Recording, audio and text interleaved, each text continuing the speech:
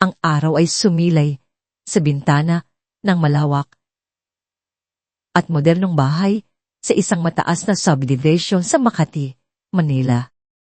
Ang sinag nito ay humalik sa mga nakasabit na litrato sa dingding, larawan ng isang pamilyang perpeto, isang asawa na may ngiti sa mga labi, at sa kanilang gitna, 2 batang babae na may kaparehong kiting na mga mata. Ito ang kaharian ni Ligaya Santos, isang paraisong binuo ng ibig at pangarap. Sa kusina, abala si Ligaya, halos 30 taong gulang, ngunit ang kanyang tindig ay nagliliyab sa sigla at pagmamahal. Ang kanyang mga kamay, sanay sa pag-aalaga at pagtuturo sa mga batang estudyante, ay gumagalaw ng may kahusayan sa paghahanda ng almusal. Amoy sinangag ang bango ng pritong kanin na may bawang ang lumilipad sa buong bahay, humahalo sa simoy ng sariwang kape at prinitong tosino. Ito ang kanyang bersyon ng silog, ang paboritong pagkain ng kanyang pamilya. Isang guro sa elementarya, nakahanap siya ng tunay na kaligayahan, hindi lamang sa paghubog ng isip ng mga bata, kundi sa pag-alaga ng sarili niyang mga anghel. Mama, nagugutom na po kami ni Tala. Isang malakas na tili ang bumasag sa katahimikan, kasunod ng sunod na yapak ng maliliit na paa. Nandyan na ang mama. Sagot ni Ligaya. Ang kanyang puso ay lumulukso sa galak. Ang kanyang mga anak, sina Diwa at Talasamura, 25 taong gulang na kambal, ay nagtatakbuhan papunta sa kusina. Ang kanilang buhok ay kulot at magulo pa mula sa pagtulog. Ang kanilang mga ngiti ay parang mga sikat ng araw na nagpapagaan ng anumang bigat sa puso ni Ligaya. Suot ng bawat isa sa kanila ang isang maliit, pinong kuwintas na may nakaukit na mama, gawa sa simpleng silver at pinaghirapan niya mismo. Ito ang simbolo ng kanilang pagkakabuklod, ang kanilang walang hanggang ibig sa kanya. Si Raquel Zamora, ang kanyang asawa, ay bumaba mula sa 2nd palapag. Ang kanyang kasuotan ay perpekto na para sa isang araw na puno ng trabaho. Si Raka ay isang matagumpay na arkitekto, may karisma at popular sa kanilang social circle. Agamat, madalas siyang wala sa bahay dahil sa kanyang mga proyekto. Palagi niyang ipinadarama ang kanyang pagmamahal kina Ligaya at sa mga bata sa tuwing siya'y naroon. Ang ganda ng umaga ko, sabi niya, hinalika ng noo ni Ligaya at gulo ang buhok ng mga anak. Salamat sa pinakamagaling na misis sa buong mundo. Ang mga kambal ay umupo na sa mesa, nagbabangayan sa kanilang mga laruang kahoy ng hugis sitini at bahay, kubo, mga laruan na pinaghirapan nilang mahanap sa mga tiyanj sa probinsya. Ang tawanan nila, ang musika, sa bahay na yon. Ang buhay ni Ligaya ay parang isang panaginip na nagkatotoo, isang mapagmahal na asawa, 2 maganda at masiglang anak, at isang bahay na puno ng tawanan at pag-ibig. Wala siyang mahihiling pa. Siya ay lubos na nagtitiwala kay Raka, ang haligi ng kanilang pamilya, at kay Micaela Cruz, ang kanyang matalik na kaibigan mula pa noong kolehiyo. Si Micaela ay madalas bumisita. Isang kaibigan na laging nakikinig, isang mapagkakatiwalaan na sandalan. Si Mika ay palaging ayos, elegante, at sa kanyang mga uusat, madalas niyang banggitin ang mga bagay na may kinalaman sa pera at karera, na nagpapahiwatig ng kanyang pagiging praktikal, at kung minsan, isang pahiwatig ng pagkainggit sa masaganang pamumuhay ng iba. Ang swerte mo, Ligaya, sabi niya minsan, habang nakatitig sa disenyo ng bahay. Kung ako lang, gagawa din ako ng ganito. Basta, may pera. Ngunit sa likod ng perpektong larawan na ito, may mga maliliit na butas na nagsisimulang lumitaw na hindi pa napapansin ni Ligaya. Madalas niyang mahuli si Raka na kausap sa telepono. lihin at may tono ng pagka-pensyon. Malalaking proyekto, mapanganib na pamumuhunan, at pangautang na kailangan bayaran ng kanyang madalas na marinig. Minsan, narinig niya si Raka na nag-uusap tungkol sa isang malaking insurance para sa bahay at mga ari-arian. Sa tuwing maramdaman ni Raka ang presensya ni Ligaya, agad niyang ibababa ang telepono o papalitan ang usapan na ipinapaliwanag na trabaho lang. Isang gabi, habang naghahanda si Ligaya ng gatas pa sa mga kambal, narinig niya si Raka na kausap si Mika sa sala. Hindi niya intensyong makinig, ngunit ang boses ni Raka ay bahagyang may pagka-tensyon. Kailangan nating aksyonan ito, Mika. Malaki ang matatanggap natin kung magiging maayos ang lahat. Walang dapat makaalam. Tumango lang si Mika. Ang kanyang mukha ay seryoso.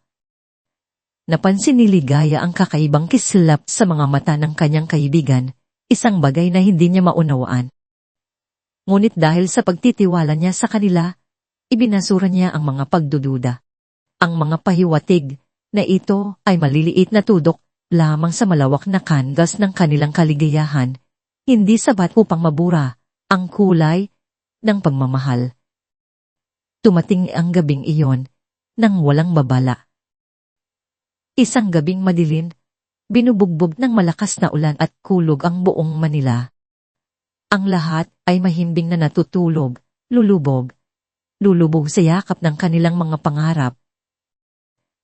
Ngunit ang isang pangarap ay naging isang bangungot ng walang babala. Nagising si Ligaya sa hindi pangkaraniwang init at isang kakaibang amoy. Pumangon siya, ang kanyang puso ay humahampas sa kaba. Ang usok. Ang kanyang mga mata ay nanlabo, at isang matalim na hapdi ang kumalat sa kanyang lalamunan. Mabilis siyang umupo, at doon niya nakita ang pinakamalaking kinatatakutan niya, ang apoy. Nagsisimula ito sa kusina, kumalat na sa sala, nilalamon ang bawat bagay sa kanyang daan. Ang mga apoy ay sumisipol at umuungal, parang isang mabangis na hayop na uhaw sa pagkawasak. Diwa! Tala! Sigaw niya. Ang kanyang boses ay nanginginig sa takot at gulat. Agad siyang tumayo, walang aalinlangan na tumakbo patungo sa silid ng kanyang mga anak. Ang mga larawan sa dingding ay nasusunog, ang kanilang mga mukha ay nagiging abo. Ang init ay napakatindi, halos hindi na siya makahinga.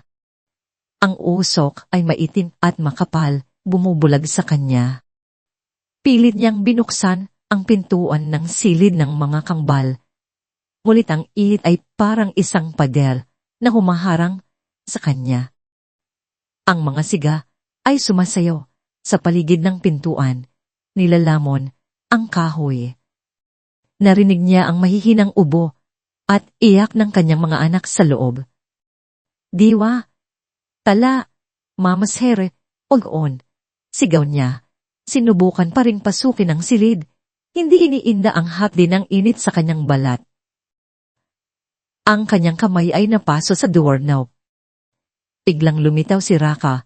Ang kanyang mukha ay balot ng usok at pawis.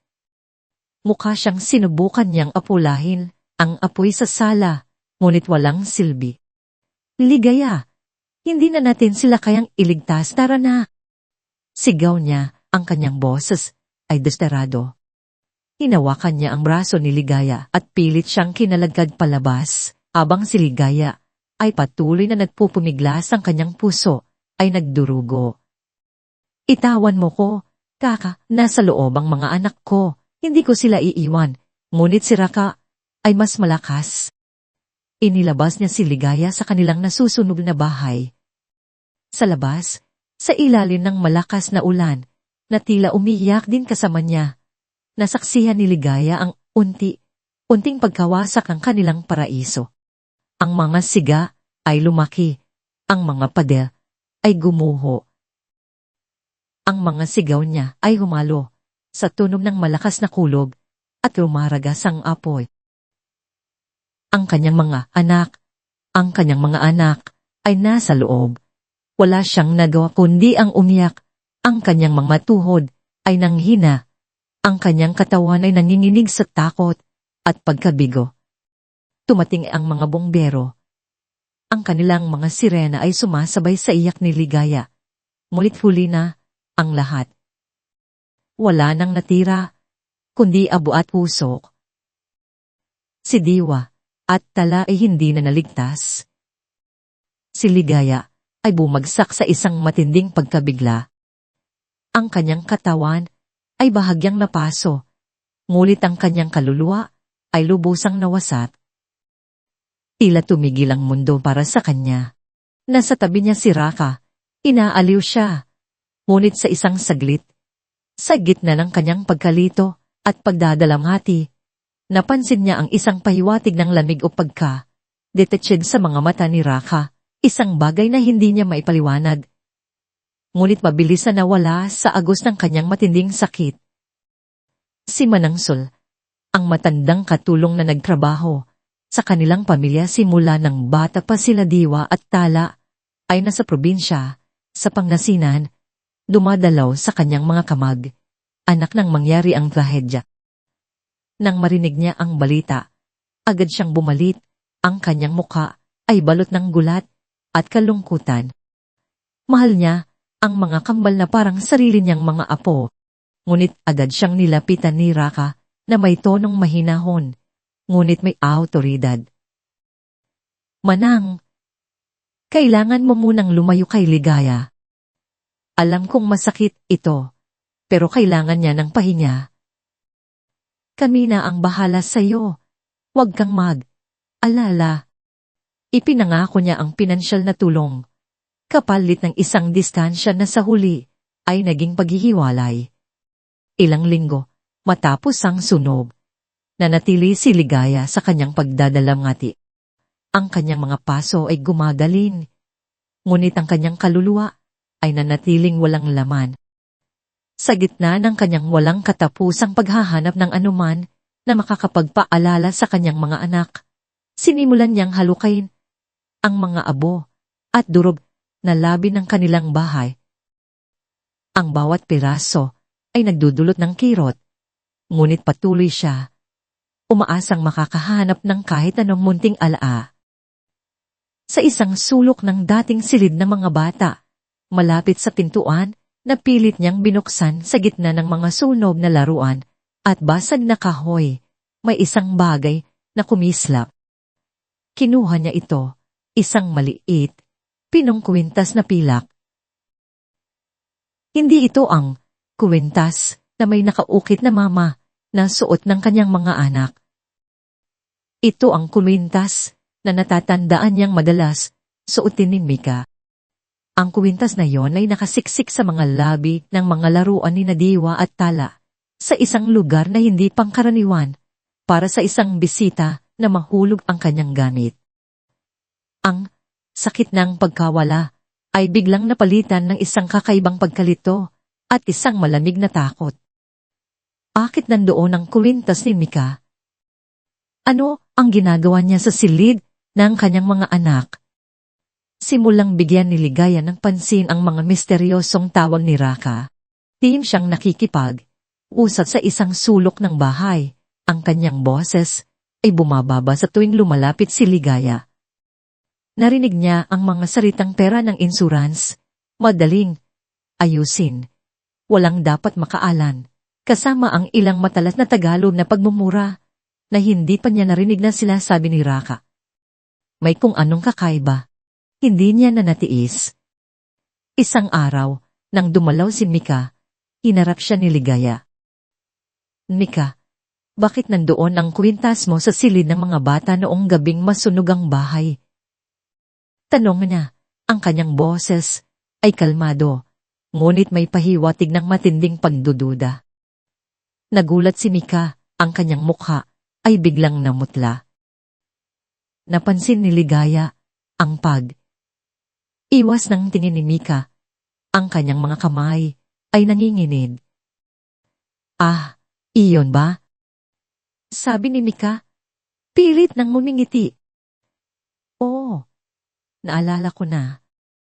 Tumalaw ako noong hapon na yon. Tutulungan sana kitang ayos ng mga gamit. Paanahulog ko. Pasensya na. Sa dami ng nangyari, nakalimutan ko na. Ang paliwanag ni Mika ay tila makatwiran, ngunit ang kanyang iwas ng tingin at ang kanyang pagmamadali ay iwan kay Ligaya ng isang hindi mapakaling damdamin. May kung anong mali. May kung anong hindi tugma. Ang mga buto ng pagdududa ay naitanim na at dahang nagsisimulang sumibol sa isipan ni Ligaya. Tulad ng mga damo na lumalago sa isang hardin na dating puno ng asa at kaligayahan. Ang kanyang paraiso ay unting lumalabo na babalot ng isang nagbabantang anino. Ang mga binhi ng pagdududa na naitanin sa puso ni Ligaya ay mabilis na nagsisimulang sumibol, lumalaki, nang lihim sa mga anino ng kanyang pagdadalamhati. Ang bawat tanong ay humatong sa isang saradong pinto. Bawat paghahanap ay tila pinitigilan ng isang hindi nakikitang kamay. Sa kabila ng kanyang matinding tighati, ang kanyang isip ay nagsisimulang gumana. Hinahanap ang mga sagot na hindi mahibigay ng formal na investigasyon. Sinubukan niyang lapitan ang mga bumbero, ang kanilang mga mukha ay malungkot, ngunit matatag. Electrical short circuit. Ang Santos, ang sabi ng isang hepe ng bumbero. Ang kanyang boses ay malumanay, ngunit walang bakasang magdududa. Aksidente po. Hindi po natin mapipigilan ang tadhana. Ipinakita sa kanya ang mga ulat, ang mga papel ay kumpleto at pirmado. Maging ang mga investigador ng pulisya ay nagbigay ng parehong konklusyon. Tragic accident, Ginang Santos. Kami po ay nakikiramay. Ang lahat, ang formalidad, ay natapos ng mabilis, tila may isang malakas na puwersa ang nagtutulak sa mga kaso upang maisara. Naramdaman ni Ligaya ang isang malamig na kurot sa kanyang dibdib. May kung anong mali. May kung anong hindi tugma. Bakit ganoon kabilis? Bakit ganoon kabilis tinanggap ang isang konklusyon na, para sa kanya, ay puno ng butas? Sinubukan niyang kumuha ng mas detalyadong impormasyon. Nagtanong tungkol sa mga posibleng sanhi bukod sa short circuit. Ngunit ang bawat pagtatanong ay sinasalubong ng mga ilin, pagkabagot, o kaya'y isang matigas na muka. Sa tuwing susubukan niyang ugnayan sa mga pribadong detektive o abogado para sa ikalawang opinyon, napansin niya ang kakaibang pagbabago sa kilos ni Raka at Mika. Bigla silang nagiging mapagbantay, ang kanilang mga mata ay palaging nakamasid sa bawat galaw niya. Madalas silang nagtatago sa isang sulok ng bagong inupahang unit ni Raka na mas maliit at mas impersonal kaysa sa kanilang dating bahay, nagbubulungan sa Tagalog na halos hindi niya maintindihan. Sa tuwing lilingon siya, agad silang hihinto, magpapanggap na uusap lang tungkol sa simpleng bagay.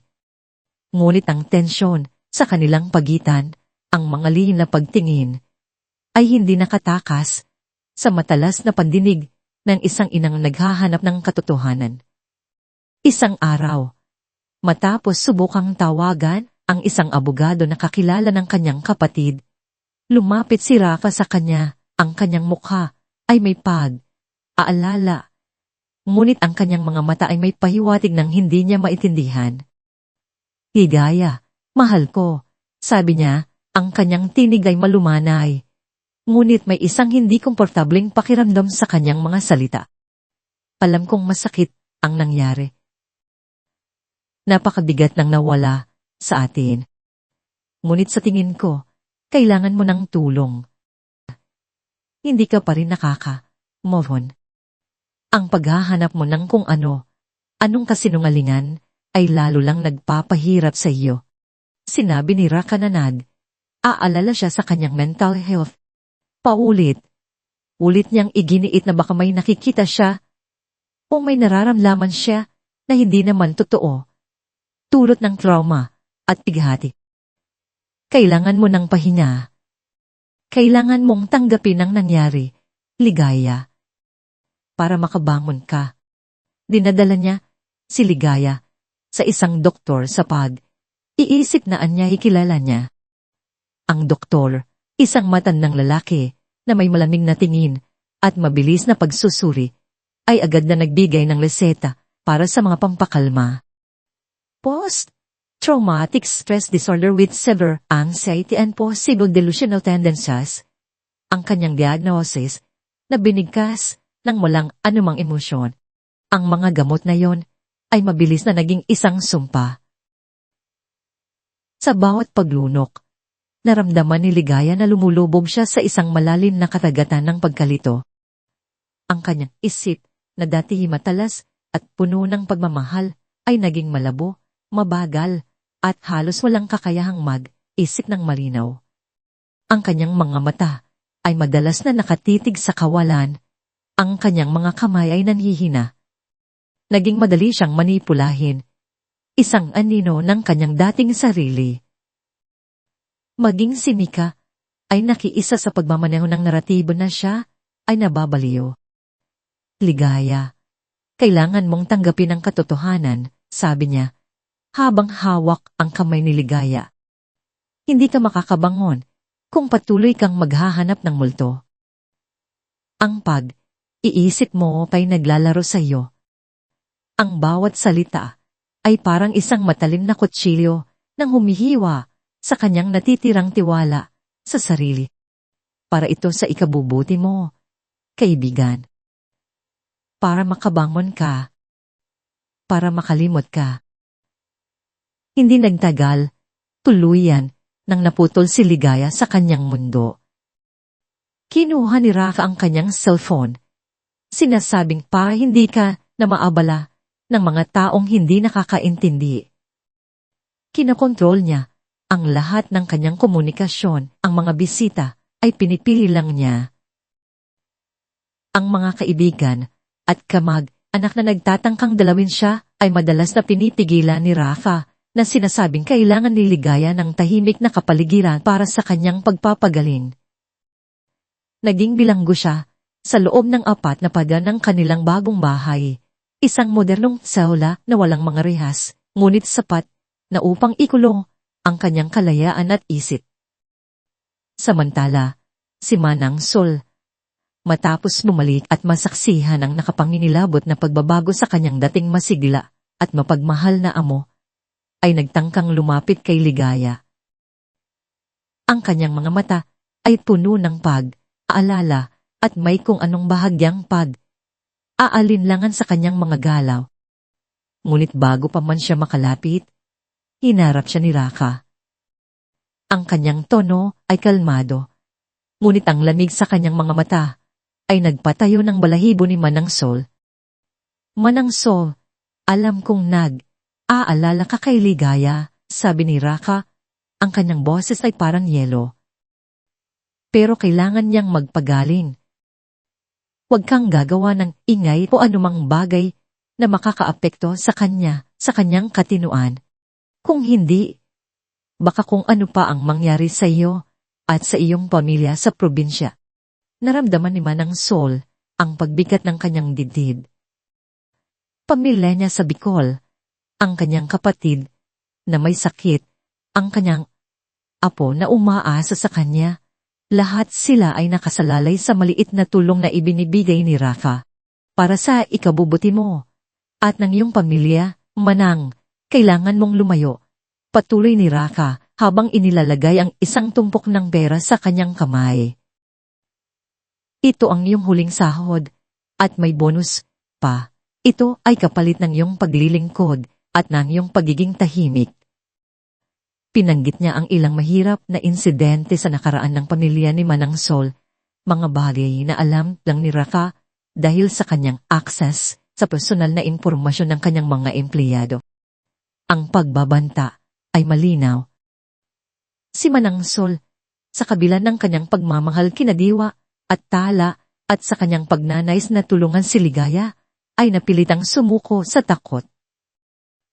Umalis siya. Ang kanyang puso ay mabigat sa kalungkutan at galit, ngunit walang magawa kundi ang sundin ang utos. Naiwan si Ligaya, nag-iisa at nakakulong. Ang kanyang mga huling pag-asa ay tila nilamon ng dilim. Ngunit ang apoy ng katotohanan ay hindi kayang patayin ng anumang pambakalma o pagmamanipula. Sa loob ng malabong mundo ni Ligaya, isang maliit na kislap ng pag-iisip ang nagsimulang magpakita. Hindi niya ininom ang lahat ng gamot. Sa bawat pag-inom, lihim niyang itinago ang iba o pilit niyang nilunok at agad na idinura, sinisigurado na hindi niya lubos na maapektuhan ang kanyang isip. Sa ilalim ng kanyang panlabas na kahinaan, isang matalas na isip ang nagpaplano, nagmamasid, at naghihintay. Isang gabi, habang ang buong bahay ay tahimik, narinig niya ang mahihinang boses ni Naraka at Mika sa sala. Hindi niya nakalimutan ang pag-uusap nila noong sunob, ang malamig na tingin sa mata ni Raka, ang kuwintas ni Mika. May kung anong kakaiba sa kanilang mga tinig. Isang halo ng pagkapagod, ginhawa, at sa ilang pagkakataon isang bahagyang pahiwatig ng pagyayabang. Ang kislap ng pagkakataon ay dumating. Dahan, lihim, gumapang si Ligaya palabas ng kanyang silid. Ang kanyang mga yapak ay hindi naririnig. Ang kanyang katawan ay nanginginig sa takot at pag-asa. Lihim siyang magtago sa likod ng bahagyang nakabukas na pinto ng silid. Kainan, ang kanyang puso ay humahampas na parang tambol sa kanyang dibdib. Ang tunog ng kanilang mga boses ay nagiging mas malinaw. Sa wakas, natapos na rin, sabi ni Mika, ang kanyang boses ay may bahagyang paghina ng ginhawa. Ang daming stress. Pero sulit naman. Siyempre sulit. Mahigit sa bilyon ang matatanggap natin. Tugon ni Raka. Ang kanyang boses ay may kasamang malalim na pagtawa, ngunit may pahiwatig ng pagka-tensyon. Kailangan ko pala gayon. Kung hindi dahil sa mga hayop na yon, baka nakakulong na ako, o kaya ay patay. Napakuyom ang mga kamay ni Ligaya. Ang hayop? Sino? Pero ang mga bata, Raka, sabi ni Mika. Ang kanyang boses ay bahagyang bumaba. Hindi ko akalain na mangyayari iyon. Hindi iyon ang plano. Akala ko masusunog lang ang sala. Kunwari aksidente, tapos tayo ang magliligtas. Ang bilis nangyari. Kumulo ang dugo ni Ligaya. Hindi iyon ang plano. Ano ang ibig sabihin nito? Huwag kang magkunwari na nabigla, Mika, tugon ni Raka. Ang kanyang boses ay may pagka-irita. Sinabi ko sa iyo na lagyan mo ng sapat na gasolina. At sinabi ko sa iyo na i-block mo ang daan papunta sa mga bata. Kung hindi mo lang sana masyadong pinalaki ang apoy, baka nadali pa natin ang pagkuha sa kanila at ipinalabas na biktima tayo. Pero ikaw ang nagmamadali. Ikaw ang naglagay ng gasolina sa maraming bahagi para daw mas mabilis. Ayan, nadamay tulit pati ang mga bata. Parang bumagsak ang buong mundo ni Ligaya. Ang kanyang hininga ay huminto. Ang kanyang puso ay parang dinudurob. Gasolina? Mika ang naglagay. Ang mga salita ay tumagos sa kanyang utak, bawat isa ay parang matalim na espada. Kasalanan ko.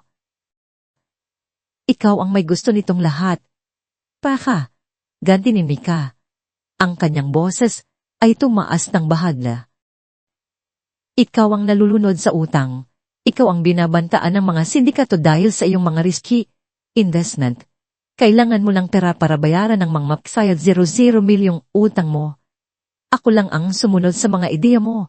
Kung hindi dahil sa iyo, hindi ko gagawin iyon. Hindi natin pagtatalunan yan ngayon. Putol ni Raka. Ang mahalaga, natapos na. Nakuha na natin ang pera. Ang pinoproblema ko ngayon ay si Ligaya. Nagsisimula na naman siyang magtanong. Dapat nating siguraduhin na mananatili siya sa kanyang estado. Kailangan niyang lumabas na isang baliw sa mata ng publiko. Kung hindi, baka masira ang lahat. Sabihin natin na labis ang kanyang trauma, na nagpaplanong magpakamatay para wala nang maniwala sa kanya. Ang bawat salita, bawat pahayag, ay nagdulot ng matinding sakit at galit kay Ligaya. Ang kanyang mga anak, sina Diwa at Tala, ay hindi namatay sa aksidente. Pinatay sila. Pinatay sila ng kanyang sariling asawa at ng kanyang matalik na kaibigan. Pinatay sila para sa pera, para sa 1 bilyong pisong insurance. Ang pamilya na binuo niya, ang pagmamahal na inakala niya totoo, ay isa lamang malaking kasinungalingan, isang marahas na palabas. Nakikita ni Ligaya ang mga mukha ng kanyang mga anak sa kanyang isip, ang kanilang mga ngiti, ang kanilang mga tawanan, ang kanilang mga maliliit na kwintas na may nakaukit na mama. Narinig niya ang kanilang mga huling sigaw sa nasusunog na bahay. At ngayon, narito ang mga salarin, uusap tungkol sa kanilang mga plano kung paano siya gagamitin para pagtakpan ng kanilang suklam na krimen. Ang kanyang mga mahal sa buhay, ang mga taong pinagkatiwalaan niya ng buong puso, ay naging mga halimaw.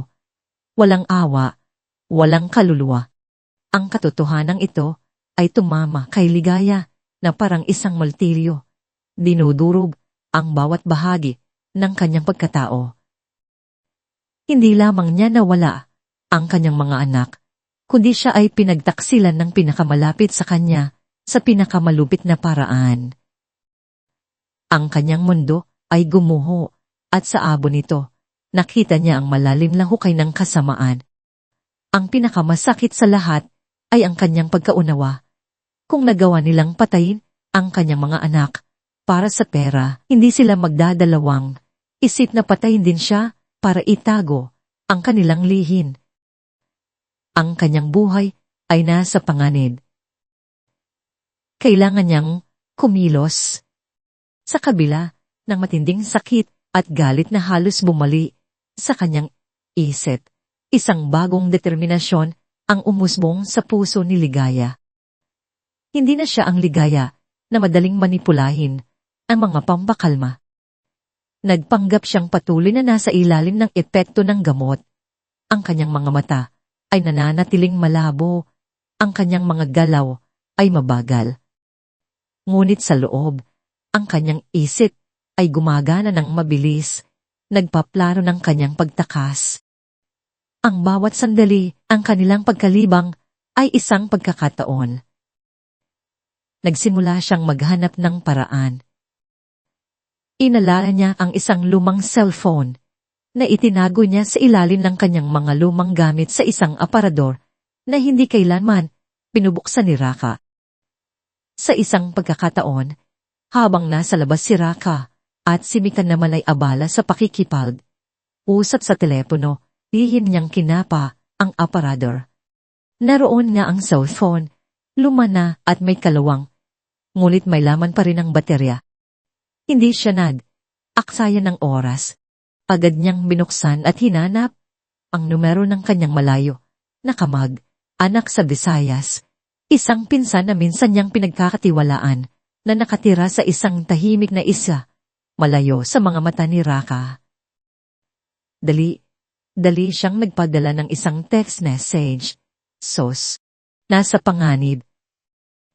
Tulungan mo ako. Kailangan kong umalis. Sabi sa Yas. Huwag kang alala, huwag kang test pabalik. Tatawag ako kapag ligtas na. Ito ay isang mensahe ng asa, isang huling hiyaw para sa tulong. Isang gabi, nagkaroon ng maliit na pagdiriwang si Raka at Mika sa kanilang bagong apartment, isang tahimik na pagdiriwang ng kanilang tagumpay. Ang kanilang mga tawa ay lumulutang sa hangin, kasabay ng tunog ng baso ng alak.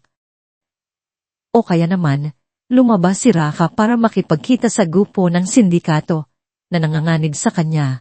Iniwan si Ligaya sa pangangalaga ni Mika na nahimbing sa kakahulog lang na gabi. Ito ang kanyang pagkakataon. Nakatakas si Ligaya sa gitna ng kadiliman ng gabi. Wala siyang dalang anuman, kundi ang kanyang suot at ang matinding sakit sa kanyang puso. Tumakbo siya, hindi alintana ang pagod o ang takot. Ang bawat yapak ay isang pagtakas mula sa kanyang mga tormentor. Narating niya ang terminal ng bus. Pagkatapos ay ang pantala ng ferry. Ang kanyang puso ay humahampas sa takot, ngunit ang kanyang diwa ay matatag. Sa wakas, narating niya ang tahimik na isla kung saan nakatira ang kanyang pinsan, isang maliit na pamayanan na malayo sa mapanlinlang na Makati. Sa isang liblib na bahagi ng baybayin, sa ilalim ng napakagandang kalangitan na puno ng bituin, tumayo si Ligaya. Sa kanyang isip, nakita niya ang isang pansamantalang libingan para kina Diwa at Tala, ang dalawang batang babae na kanyang pinakamamahal. Wala siyang labi ng kanyang mga anak na mailibing, ngunit ang alaala nila ay nakaukit sa kanyang puso. Tumingala siya sa kalawakan, ang kanyang mga mata ay puno ng luha, ngunit sa bawat patak, may apo na nagliliyab. Diwa, Tala, bulong niya, ang kanyang boses ay nanginginig, ngunit puno ng determinasyon. Patawarin ninyo ako, mga anak. Hindi ko kayo naligtas. Ngunit ipinapangako ko, hindi ko kayo hahayaang manatiling walang katarungan. Ang kanyang mga kamay ay napakuyom, ang kanyang mga kuko ay halos kumapit sa kanyang balat. Hindi na ako ang dating Ligaya na madaling dahiyain. Pabalik ako. Pabalik ako para singilin sila. Pabalik ako para sa inyo. Ipinapangako ko. Ang Ligaya na lumuhod sa ilalim ng bituin ay hindi na ang Ligaya na mahina at traumatized. Siya ay isang inang puno ng puot, isang mandirigma, nagising mula sa kanyang mahabang bamumot. Ang apoy ng katarungan ay nagsimulang magliyab sa kanyang mga mata, isang pangako ng paghihiganti na magpapaalam sa kanyang kaluluwa. Handa siyang harapin ang dilim, dahil sa kanyang puso, ang liwanag ng kanyang mga anak ay nagbibigay sa kanya ng walang hanggang lakas. 3 taon. 3 taon ang lumipas, ngunit para kay Ligaya, bawat araw ay isang taon ng pagdurusa, pagtatago, at walang humpay na paghahanda. Ang babaeng tumakas, sa dilin, iisa, at wasak ang kalooban, ay hindi na siya ngayon.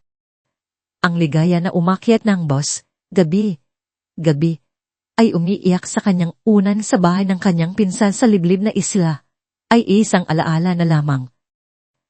Ang nakatayo ngayon sa harap ng mga gusali ng Maynila, na nagpapailaw sa mga bituin sa gabi, ay isang bagong Ligaya. Mas matangkad siya sa kanyang tindig, ang kanyang balikat ay tuwid at matatag. Ang kanyang buhok, na dati malambot at nakalugay, ay ngayon ay mas maikli, mas praktikal, at tila sumasalamin sa kanyang bagong personalidad. Ang kanyang mga mata na dating puno ng matinding kalungkutan at takot, ay ngayon ay may matalas na kislap ng determinasyon at isang malamig na kapayapaan. Wala na ang dating inosenteng guro. Ang kanyang lugar ay kinuha ng isang babaeng ginawa ng apoy at abo, isang babaeng may misyon. Sa loob ng 3 taon na iyon, Tinalikuran ni Ligaya ang kanyang nakaraan, hindi upang kalimutan, kundi upang maghanda. Sa tahimik na isla, kung saan ang tunog lamang ng dagat ang kanyang kasama, nagtrabaho siya ng walang humpay. Naging mangingisda siya sa umaga, nagbubungkal ng lupa sa hapon, at naghahabi ng mga banig sa gabi. Ang bawat pisikal na gawain ay nagpatibay hindi lamang sa kanyang katawan, kundi pati na rin sa kanyang kalooban. Sumailalim siya sa pagsasanay sa anis, isang sinaunang Filipino martial art, hindi upang maging bayolente, kundi upang magtayo ng panlaban, ng lakas, ng disiplina. Bawat palo, bawat sipa, ay inialay niya kina diwa at tala. Ang bawat galaw ay isang pangako ng hustisya. Habang nagtatrabaho, aral din siya. Sa pamamagitan ng mga lumang libro at mga artikulo sa internet sa isang maliit na internet cafe sa bayan, sinimulan niyang pag-aralan ng mga batayan ng batas, ang mga probisyon ng krimen, ang mga proseso ng korte. Kailangan niyang maunawaan ang sistema na kanyang haharapin. Sa loob ng kanyang maliit na silid, sa ilalim ng ilaw ng kandila, ginawa niya ang kanyang sarili na isang estudyante ng katarungan, nagbabasa at nag-aaral hanggang sa makalimutan niya ang sakit ng pagkawala. Hindi lang yon. Sa kabila ng kanyang pagtatago, hindi kailanman nawala sa isip ni Ligaya ang kanyang mga kaaway. Gamit ang kanyang nalikom na pera at ang kanyang bagong kaalaman sa paghahanap ng impormasyon, lihim niyang sinundan ang buhay ni Naraka at Mika. Umili siya ng lumang cellphone at gumawa ng mga peking social media accounts, nagbabayad ng maliliit na halaga sa mga kaibigan sa Maynila upang kumuha ng impormasyon. Nalaman niya ang kanilang patuloy na maranyang pamumuhay, ang kanilang mga bagong business ventures, ang kanilang mga party at gahe. Ang bawat balita ng kanilang kaligayahan ay nagpapakulo sa kanyang dugo, ngunit nagpapatibay din sa kanyang desisyon. Nakita niya ang mga larawan ni Raka na nakangiti sa mga bagong kasosyo, at si Mika na naglalabas ng mga mamahaling damit at alahas. Ang bawat luho ay isang paalala ng bilyong pisong insurance na kinuha mula sa buhay ng kanyang mga anak. Ang Ligaya ngayon ay may panlabas na kapayapaan, isang kalmadong aura, na tila hindi na kayang galawin ng anumang unos. Ngunit sa likod ng kanyang tahimik na anyo, ang kanyang mga mata ay nananatiling apoy, ang apoy ng matinding pagmamahal ng isang ina, at ang apoy ng matinding puot ng isang taong pinagtaksilan. Hindi siya babalik para maging biktima, babalik siya upang maging katarungan. Ang kanyang unang hakbang pabalik sa Maynila ay direktang patungo sa opisina ng isang abogadong nagngangalang Miguel Migireyes. Isang batang abogado. Ngunit mayroon ng reputasyon para sa kanyang talino, integridad, at walang takot na pagtatanggol sa mga walang laban, lalo na ang mga kababaihan at mga bata. Ang kanyang opisina, na matatagpuan sa isang lumang gusali sa gitna ng distrito ng negosyo, ay simple, ngunit may dignidad, na sumasalamin sa kanyang karakter. Pumasok si Ligaya, ang kanyang bagong tindig ay nagbibigay sa kanya ng isang aura ng misteryo. Ipinakilala niya ang kanyang sarili, ang kanyang boses ay kalmado, ngunit may pahiwatig ng matinding emosyon sa ilalim nito. Sinalubong siya ni Miggy nang may paggalang, ngunit mayroon ding bahagyang pag-aalilangan sa kanyang mga mata. Narinig na niya ang kwento ng trahedya sa media. 3 taon na ang nakakaraan. Ang inang nawala ng 2 anak sa isang trahedyang sunog. At ang usapan, tungkol sa kanyang mental breakdown. Ang publiko ay pumanig na kay Raka at Mika na nagpinta ng isang perpektong larawan ng mga biktima, habang si Ligaya ay itinuring na isang babaeng nalulubog sa pighati at delusyon. Kinang Santos, simula ni Miggy, ang kanyang tono ay propesyonal. Narinig ko ang tungkol sa iyong kaso, ngunit alam ko, abogado, putol ni Ligaya. Ang kanyang mga mata ay matatag. Naniwala ang lahat sa kanilang kwento. Ngunit may iba pang katotohanan na hindi nila nakita. Inilatag ni Ligaya ang kanyang ebidensya. Hindi ito mga formal na dokumento, kundi mga detalyadong sulat, kamay na tala, puno ng mga petsa, oras, mga pangalan, at mga sipi ng uusap na lihim niyang narinig. Ibinigay niya ang mga kopya ng mga dokumento ng insurance na kanyang nakita bago siya tumakas, hindi buo, ngunit sapat na upang magbigay ng ideya sa malaking halaga. Isinalaysay niya ang tungkol sa kwintas ni Mika, ang lokasyon nito sa silid ng mga bata. Pinanggit niya ang mga pautang ni Raka, ang mga transaksyong pinansyal na lihim niyang sinubaybayan. Ang kanyang mga salita ay may bigat. Ang kanyang mga detalye ay tumpak. Walang bakas ng pagkalito o delusyon. Habang nakikinig si Negi, ang kanyang mga mata ay lumaki sa pagkamangha. Ang kanyang aalinlangan ay unting napalitan ng interes, pagkatapos ay ng paghanga. Ang bawat piraso ng impormasyon ay isang sapot na unting binubuo ang isang nakapangingilabot na larawan ng pagtataksil. Higit pa sa mga ebidensya, ang kanyang natatangi at nakakaantig na determinasyon ang nakakuha sa atensyon ni Miggy. Nakita niya ang apoy sa mga mata ni Ligaya, ang tahimik na sakit na nagtulak sa kanya. Napaka-imposible ang kwento na ito. Ginang Santos, sabi ni Miggy, ngunit hindi na siya nakatingin ng may aalinlangan. Ang kanyang boses ay mas malalim na ngayon, may bigat. Ngunit ang iyong mga detalye at ang iyong tiyaga, hindi ito kwento ng isang taong nababaliw. Isinara ni Miggy ang kanyang folder, ang kanyang isip ay gumagana na.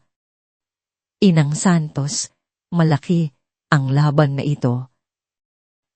Hawak nila ang pera, ang impluwensya, at ang simpatya ng publiko. Magiging mahirap ito.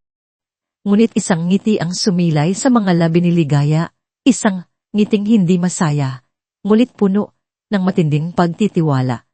Para kina Diwa at Tala, abogado. Wala akong hindi kayang gawin. Kinuha ni Miggy ang kaso. Mula sa sandaling iyon, si Ligaya at Miggy ay naging mga kasama. Ang kanilang ugnayan ay nakabase sa tiwala at paggalang. Si Miggy ang nagdala ng kanyang liga na talino. Si Ligaya naman ang nagdala ng kanyang matalas na isip at hindi matitinag na puso. Sinimulan nila ang kanilang laban. Muling binuksan ni Miggy ang mga lumang ulat ng sunog. Hindi nagtagal, nakakita sila ng mga butas, mga bahagi ng investigasyon na tila minadali, mga posibleng sanhi na hindi sinyasat. Isang sunog na aksidente. Ngunit bakit may mga ulat ng kakaibang amoy na narinig ng ilang kapitbahay na mabilis na binaliwala ng mga investigador? Bakit ang mga pahayag ng ilang bombero na may nakitang mga discrepancies ay hindi na pinansin? Dahan, sa ilalim ng pagsusuri ni Miggy, lumitaw ang mga bakas ng pagtatakit. Kinapanayam nila ang mga dati, bombero at mga kapitbahay. Sa una, natatakot silang magsalita. Ang alaala ng impluwensya ni Raka ay sariwa pa. Ngunit sa ilalim ng matiyadang pagtatanong ni Miggy at ang tahimik ngunit matinding presensya ni Ligaya, unting lumabas ang mga katotohanan. Isang bombero ang umamin na nakatanggap siya ng tip para hindi masyadong mag-imbestiga. Isang kapitbahay ang nagsabi na nakakita siya ng isang kotse na umalis ng madalian. Ilang minuto bago sumiklab ang apoy, isang kotse na kamukha ng kay Mika. Ang bawat testimonya ay nagpapatibay sa kanilang kaso. Gamit ang kanyang bagong natutunan sa paghahanap ng impormasyon at sa tulong ng mga resources ni McGee, sinimulan ni Ligaya ng hukayin ang mga transaksyong pinansyal ni Raka. Sa hindi inaasahang paraan, nakahanap sila ng mga ebidensya ng malalaking pautang na kinuha ni Raka sa mga huling buwan bago ang sunog, mga pautang mula sa mga hindi kilalang pinagkukunan na may matataas na interes. Ang kanyang kumpanya ay tila nasa bingit ng pagkabangkarot at pagkatapos ng sunog, ang 1 bilyong pisong insurance ay mabilis na naibigay, sapat upang bayaran ang lahat ng kanyang mga utang at magbigay sa kanya ng sapat na pera upang mamuhay ng marangya. Ang motibo ay naging malinaw. Sa wakas, dumating ang araw na hinarap nila si Raka at Mika. Sa isang pribadong meeting, sa presensya ng mga abogado ni Raka, inilatag ni Miggy ang kanilang mga natuklasan. Sa una, confident at may pagmamataas si Raka at Mika. Tinaasan ni Raka ng kilay si Ligaya. Ang kanyang ngiti ay nakakainsulto. Kaya mo ba talagang gawin iyan, Ligaya? Matapos ang lahat ng ginawa ko para sa iyo. Para sa akin, Raka. O para sa iyong pera? Sagot ni Ligaya. Ang kanyang boses ay kalmado. Nagtawanan sina Raka at Mika. Sinisiraan mo lang kami, Ligaya. Sabi ni Mika, ang kanyang mukha ay puno ng pagkukunwari. Dahil sa trauma mo, sana tanggapin mo na ang nangyari. Para makapagpahinga ka na. Sinubukan nilang ibalik ang Ligaya ay nababaliw na istorya. Idinikit ito sa media na naglalarawan kay Ligaya bilang isang desperadong babae na sinisira ang kanilang buhay dahil sa sarili nitong pighati. Ngunit ngayon, si Ligaya ay hindi na ang dating biktima. Ang kanyang mga mata ay nananatiling matatag at ang bawat ebidensya na inilatan ni Miggy ay isang patalimladahan, dahang humihiwa sa kanilang perpektong maskara.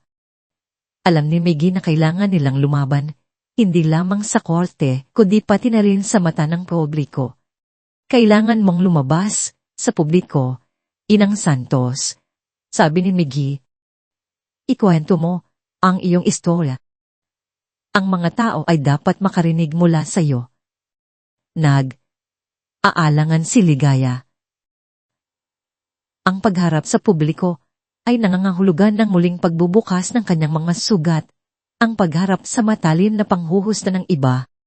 Ngunit nakita niya sa kanyang isip ang mga mukha nina, diwat at tala. Para sa kanila. Pumayag siya. Lumabas si Ligaya sa mga programa sa telebisyon, sa mga pahayagan, at sa social media. Sa bawat interview, ang kanyang tinig ay nanininig sa sakit, ngunit matatag sa determinasyon. Isinalaysay niya ang kanilang paraiso, ang bunting paglitaw ng mga pagdududa, ang gabi ng sunog, ang kanyang pagtakas, at ang hindik na pag-uusap na lihim niyang narinig. Hindi siya nagsalita ng may galit, kundi may matinding kalungkutan at pagnanais para sa katarungan. Ang kanyang mga mata, puno ng luha, ngunit may apoy, ay tumagos sa mga puso ng mga manunood. Ang kanyang kwento ay parang isang bagong uri ng apoy na kumalat ng mabilis sa buong bansa. Ang publiko, na dati naniniwala kina Raka at Mika, ay nagsimulang alinlangan. Dahang napalitan ng simpatiya ang kanilang aalilangan at pagkatapos ay nanggalit. Ang hashtag na Justice for Diwa Antala ay mabilis na kumalat sa social media, naging isang hiyaw ng pagkakaisa. Ang mga komento ay bumuhos. Nagpapahayag ng galit sa di umano'y pagtataksil at kalupitan. Ang suporta para kay Ligaya ay lumaki na nagbibigay sa kanya ng lakas na kailangan niya. Ang presyon ng publiko may dahang dumuwag sa kakad ni Raka at Mika. Nagsimulang lumitaw ang mga bitak sa kanilang relasyon. Ang mga lihim na pag-uusap ay naging mainit na pagtataro. Ang kanilang mga ngiti sa harap ng kamera ay naging pilit at ang kanilang mga mata ay nagtatago ng takot. Ngunit may isang piraso pa ang palaisipan na kulang, isang mahalagang saksi. Si Manang Sol. Naalala ni Ligaya ang matandang katulong, ang kanyang pag-aalaga sa mga bata at ang takot sa kanyang mga mata nang umalis siya. Kung may sino man na nakakita o nakarinig ng anuman, si Manang Sol iyon. Nagsimula ang paghahanap ni Ligaya at Miggy para kay Manang Sol. Hindi ito madali. Matapos ang maraming pagtatanong at paggamit ng mga kontak sa probinsya, natuklasan nila na si Manang Sol ay nagbalik sa kanyang tahanan sa isang liblib na baryo sa Bicol, isang lugar na halos hindi maabot ng mga modernong sasakyan. Nang makarating sila, natagpuan nila si Manang Sol na namumuhay sa kahirapan. Ang kanyang katawan ay payat at mahina.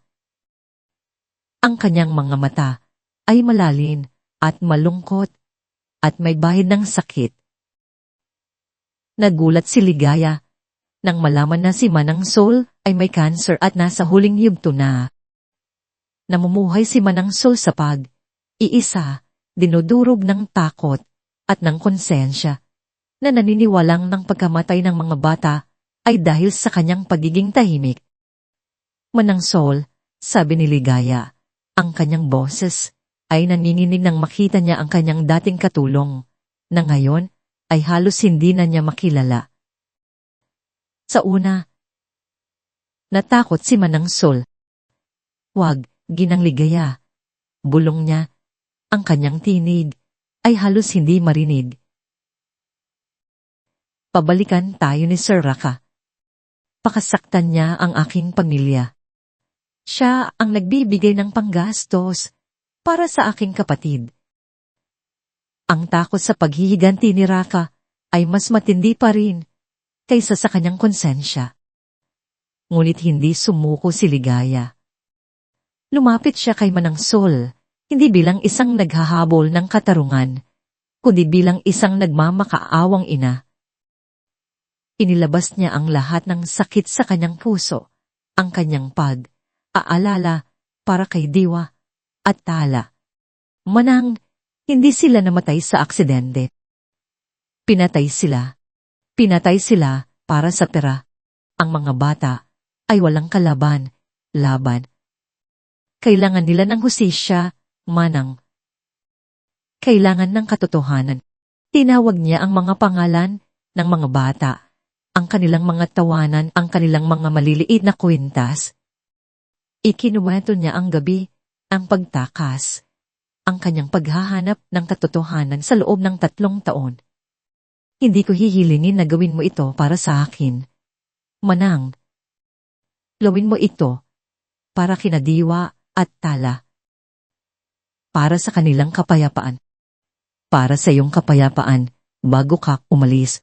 Sa loob ng maraming araw, nanatili si Ligaya sa tabi ni Manang Sol. Inakausap siya, nagbabahagi ng mga alaala ng mga bata. Sa huli, sa harap ng nalalapit na kamatayan, at sa takot sa paghatol ng Diyos, isang malakas na paniniwala sa kultura ng Filipino, ang konsensya ni Manang Sol ang nanalo.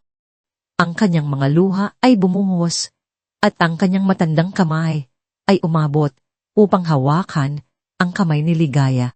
Ginang Ligaya, sabi ni Manang Sol, ang kanyang boses ay mas matatag na ngayon. Ang takot ay napalitan ng isang mapayapang resolusyon. Sasabihin ko ang lahat.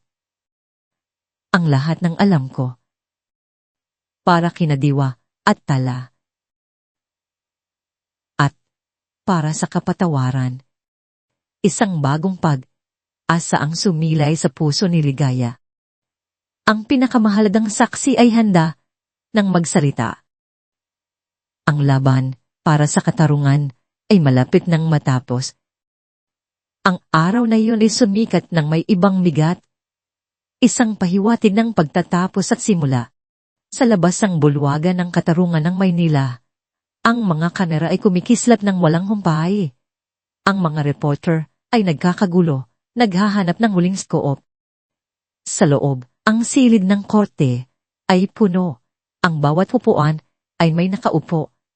Ang mga mata ay nakatuon sa isang sentro ng entablado, kung saan ang paghatol ay ipaparo.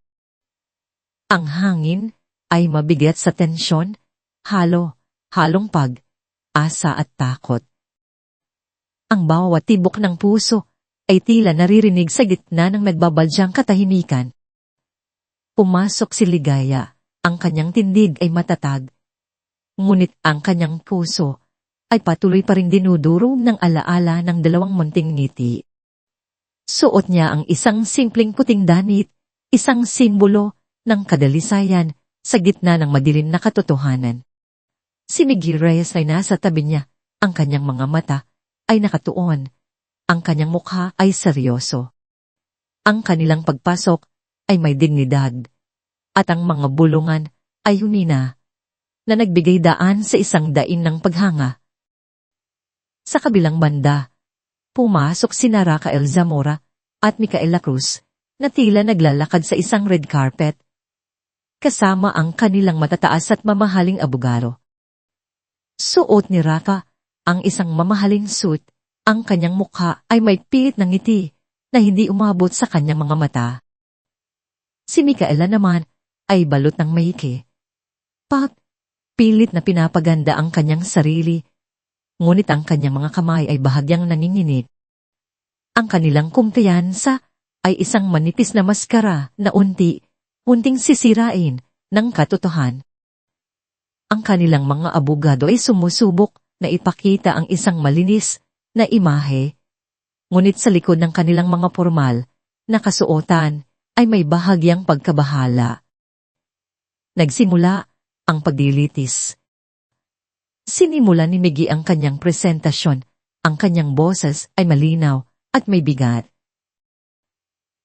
Ipinakita niya ang detalyadong ulat pinansyal ni Rafa, ang mga transaksyon, bago ang sunog. Lumitaw ang mga ebidensya ng pagkalunod sa utang, mga pautang mula sa mga hindi kumpanya na may matataas na interes at ang kagyat na pagklaim ng bilyong pisong insurance matapos ang trahedya. Ang bawat perang ito, sabi ni Miggy, habang itinuturo ang mga dokumento sa screen, ay ibinayad gamit ang buhay ng dalawang inosending bata. Isang plano ng kasamaan, pinaghirapan, at tinakpan ng peking pigati. Nagsimulang magbago ang ekspresyon ni Rafa at Mika. Ang kanilang pilit na ngiti ay nawala, napalitan ang panginginig ng kanilang mga labi. Sunod na ipinresenta ni Miggy ang mga bagong testimonya. Ang ilang bombero na dati pinigilan sa kanilang mga ulat ay umamin na nakakita sila ng mga inconsistencies sa pinagmulan ng apoy.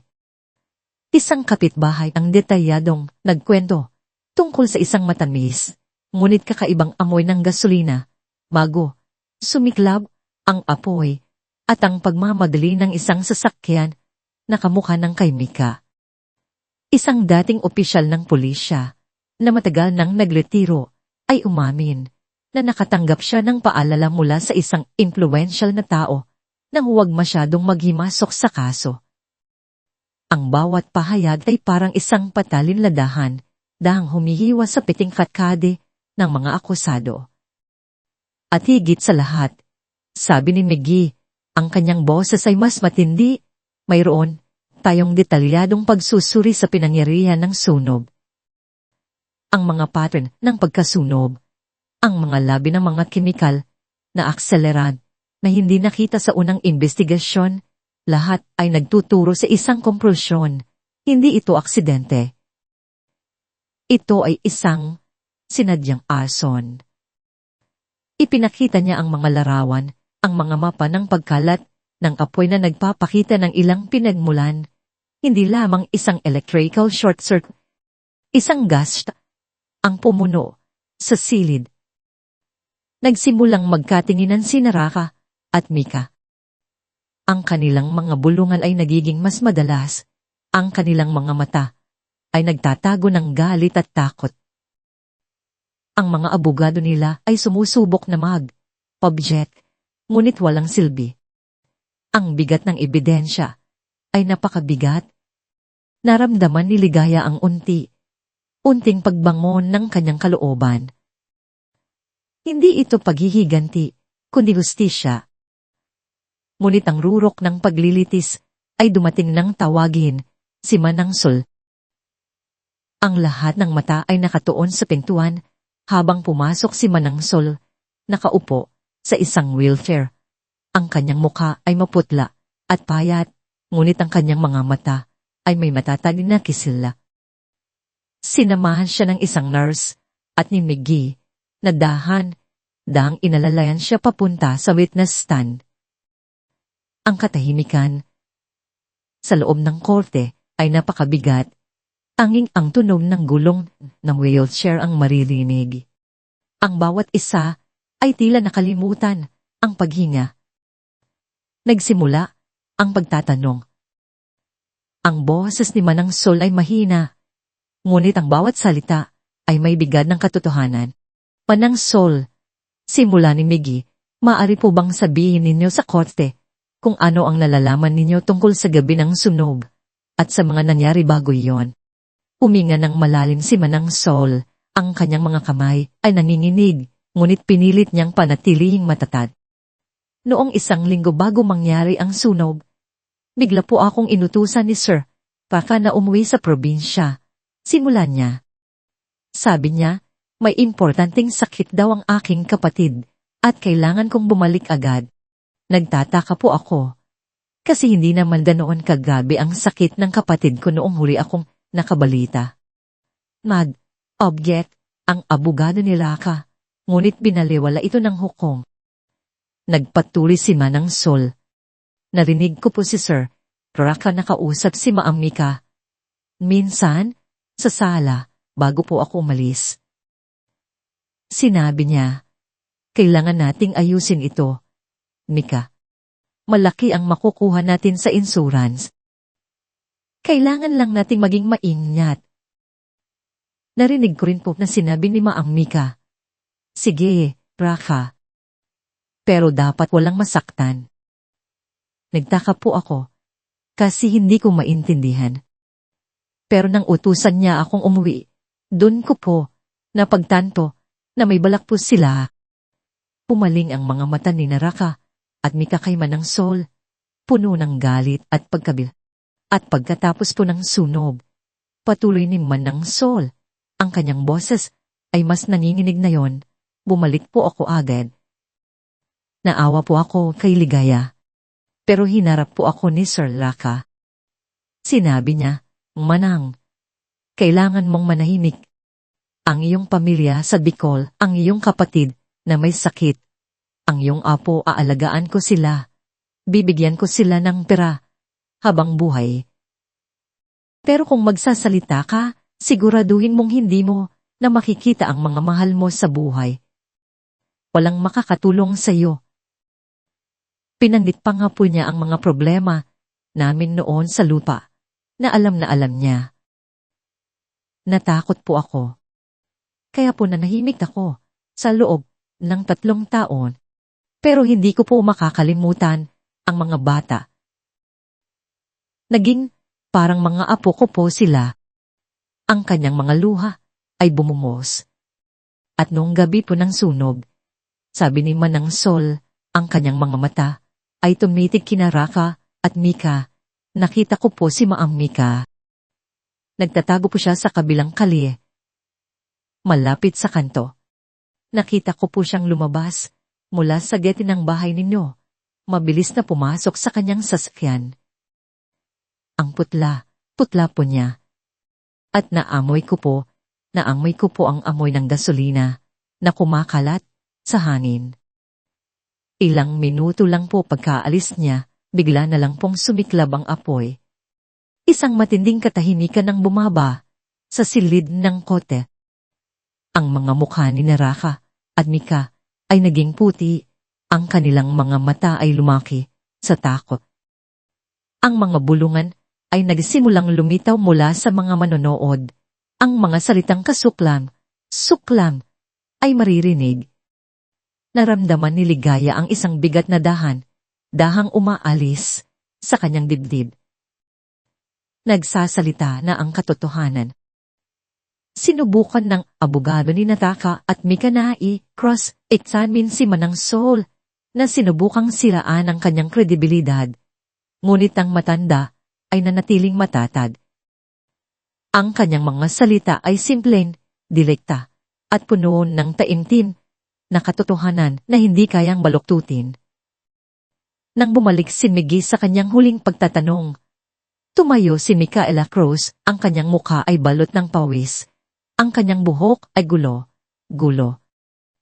Hindi na niya kayang tiisin ang presyon, ang matinding tingin ni Ligaya, ang galit ng mga tao, at ang mga salita ni Manang Sol. Hindi ko sinasadya, hindi ako ang may kasalanan. Sigaw niya, ang kanyang boses ay basag.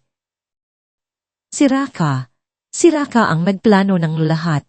Siya ang may utang, siya ang nagtulak sa akin. Pinilit niya ako. Hindi ko sinasadya na mamatay ang mga bata. Hindi ko sinasadya. Sira ka ang may kagagawan nito. Ang kanyang mga salita ay tumunog sa buong silid, puno ng pagkabigla.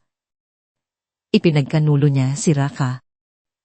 Si Raka El Zamora, na sa buong panahon ay nakatayo ng matatak ay biglang namula sa galit. Ang pagtataksil ni Mika ay nagtulak sa kanya, sa bingit. Ano ba? Mika, bakit mo ko sinisisi? Ako ba ang gusto niyan? Wala akong pagpipilian. Kasalanan mo dahil hindi mo inasikaso ng maayos. Kung hindi dahil sa'yo, hindi sana namatay ang mga bata at nakuha na natin ang pera ng walang gulo. Ang huling mga salita ni Raka ay umalingaw sa buong silid ng korte. Puno ng kanyang galit at pagtataksil. Isang patay na katahimikan ang bumaba, na sinundan ng isang malakas na hiyaw ng pagkabigla mula sa mga manonood. Tumayo si Ligaya. Ang kanyang mga luha ay bumuhos, hindi na ng pighati, kundi ng katarungan. Ang mga tao ay nagdulungan at may ilang bumulong na halimaw at suklam. Ang hukom ay pinupok ang kanyang gadal, pilit na pinatatahimik ang nagkakagulong kote. Walang anumang pagtanggi ang kayang magpatumba sa direktang pag-amin na ito. Ang buong silid ng korte ay naging isang saksi sa kanilang kasuklam. Suklam na Clement. Sa huling paghatol, matapos ang maikling deliberations, ang hurado ay nagbigay ng isang nagkakaisang desisyon. Si Raka El Zamora at Micaela Cruz ay nahatulan sa dobleng kasong pagpatay, sinadyang panununob, at sabuatan. Ang kanilang kaparusahan ay ibinigay habang buhay na pagkakakulong, isang angkop na presyo para sa kanilang walang puso na krimen.